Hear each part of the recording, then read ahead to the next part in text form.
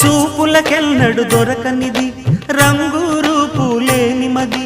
రెప్పలు తెరవని కన్నులకు స్వప్నాలెన్నో చూపినది వెచ్చని చెలిమిని పొందినది వెన్నెల కళగల నిండుమది కాటుక చీకటి రాత్రికి బాటను చూపే నేస్తమది